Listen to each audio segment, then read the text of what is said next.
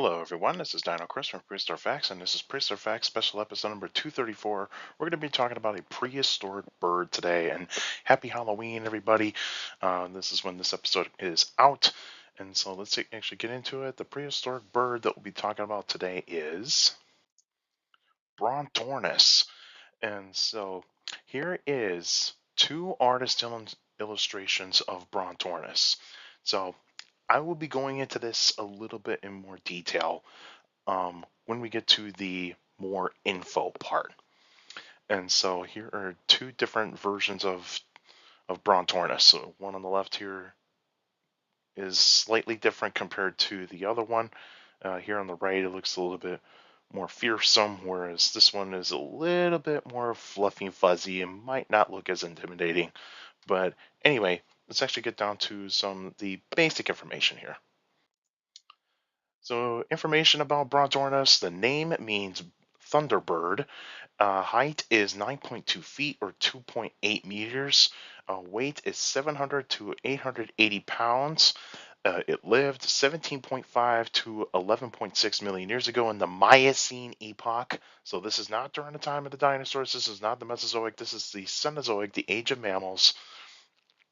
And so in the Miocene, and the fossils are found in Argentina, and it was described by Marino and Ursarat or Urquhart. I know I'm butchering that last one, and they were and it was and both of those guys described it in 1891. So Brontornis fossils have been around for a long time. Um, but yeah, so let's actually keep going here. And so here's a map of South America, and you can see where I highlight here is the country of Argentina. This is the southern country here in South America. It's this country in green, this big country in green, and that's where Brontornis fossils have been found. Here's a size chart of Brontornis. Now, when we're talking about height, we're not talking about from foot to hip when it comes to flightless birds. It's basically from the bottom of the foot to the top of the head. And so that's how we're actually determining the size of a prehistoric bird when it comes to flightless birds. And here are some fossils of Brontornis. These are more likely some of the foot bones or the leg bones of Brontornis. And so these are more likely foot bones. But yeah, this is what I can find so far of what I have been able to find of Brontornis fossils. Uh, and so yeah, this is what we mostly know of Brontornis. I know there has been a vertebrae that might have been found, but skull, not so much. There is a partial lower jaw that was actually found, though, but we still don't have a complete skeleton of Brontornis. More information about Brontornis. It is part of the aves, or birds. This is the bird family, and has long legs like most other flightless birds, tall and heavy body. And so this is considered to be one of the heaviest birds to have ever existed, mainly flightless birds. And of course, like I mentioned before, it's flightless, so it has very small wings.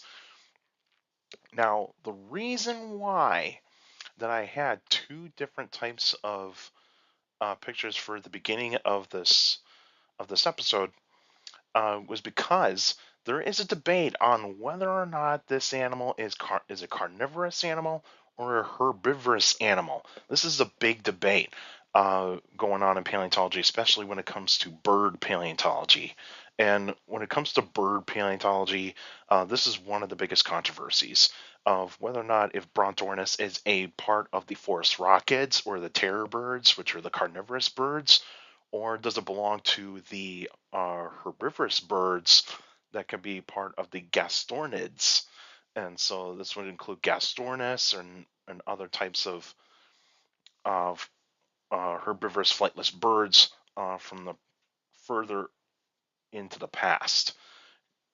And so this is a huge debate. And this debate's been going on for a long time. Like it's been going on since like the 1920s, for crying out loud. This is a long, long debate. But right now, what it seems like the evidence is pointing towards that Brontornis might be a herbivorous bird.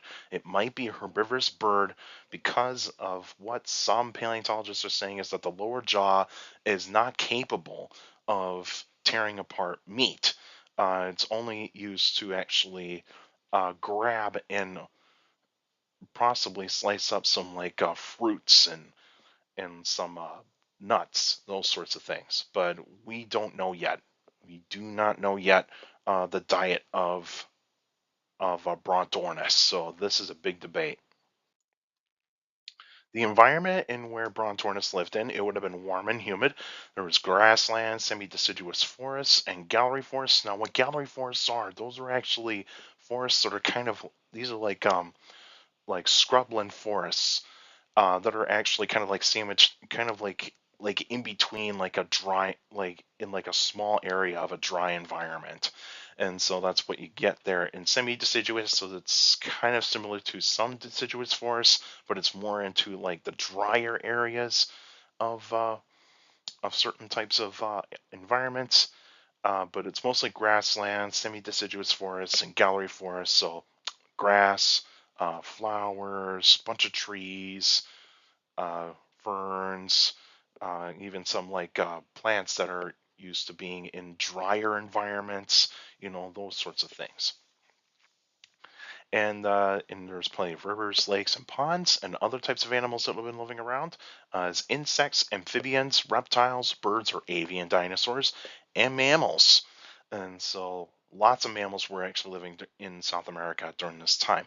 Now, I want to point out here is that South America was still isolated from North America. And so I'll get into the extinction part pretty soon. So in the next, so this next, like you're not going to see like say predators and prey type of thing because it's still a debate of whether or not this animal is a herbivore or carnivore, like I said before. And so let's actually get to the extinction of Brontornis. So the extinction of Brontornis was mostly due to climate change. The temperatures were cooling down, became drier. The Isthmus of Panama was forming, and so that means volcanic activity, earthquakes, and uh, and so this is right around this kind of time was when like the Isthmus of Panama was starting to actually be forming. So which is basically the country of Panama, which is the part of North America that connects to South America.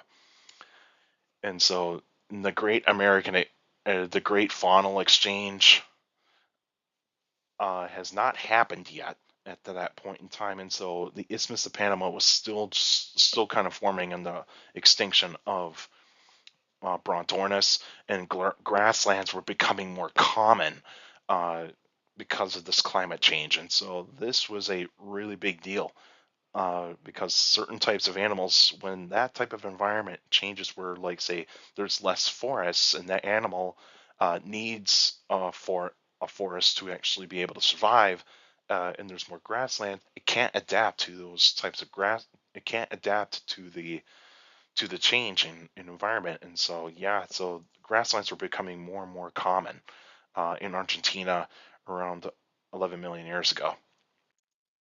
And so here is a map of the Miocene around 14 million years ago. So this is kind of still around the time of Brontornis. And so where we're actually going to see Brontornis is basically right in the southern areas here of South America. And that's where you're going to find Brontornis in Argentina, and so that's where it's mostly going to be living in. And so yeah, that's where Brontornis lived. So the next episode will be on November 7th, 2000 or in 2024, and that will be a Q&A episode. So if you got any questions about dinosaurs and other prehistoric life, feel free to email me at dinochrist71@gmail.com, or go to my Facebook page, Prehistoric Facts of Dino Chris. Like the page, you have to post your questions in the comment section. Please put them in the comment section. Don't put them on Messenger. Messengers are private conversations, so please put your questions in the comment section on any Facebook post. And also for you YouTubers out there, like the video, subscribe to the channel. According to my analytics, a lot of you guys are checking out my channel and not subscribed yet. So please feel free to hit that subscribe button and also hit the like button on on all my videos if you want to, because how the YouTube algorithm works, the more likes the video gets, the more likely it gets spread out to people that are interested in dinosaurs, prehistoric life, paleontology, and geology in general. But you can also share the video, share the channel to anybody that is interested in dinosaurs, prehistoric life, paleontology, and geology in general. So please feel free to do so.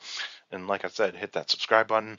And also for YouTubers out there, you can hit hit that notification bell so that way you can get weekly notifications of every video that comes out. And also for YouTubers out there, feel free to leave your questions in the comments section because I do read them all. Your questions do mean a lot in the Q&A episodes. So all of you that send me questions via email, Facebook, and YouTube, you guys are awesome. You give me some great questions for the Q&A episodes. So keep up the great work. And also make sure you keep your questions short to the point. You can also follow me on Instagram at dino.chris.pf. I'll post pretty cool stuff on there. You can also follow me on Threads at the same thing at dino.chris.pf. I'll post pretty cool stuff on there as well.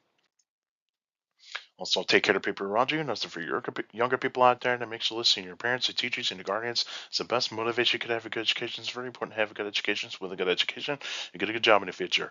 And also point out, November 9th, 2024, so that's almost a week away, is my next library event at the Marathon County Public Library in Wausau, Wisconsin at 2 to 3 p.m. Central Time, and this is about Triceratops. And so I'll talk about Triceratops in terms of like the discovery of Triceratops, like who described it, and also like the fossils of Triceratops, like some of the biggest ones, some of the major discoveries of Triceratops.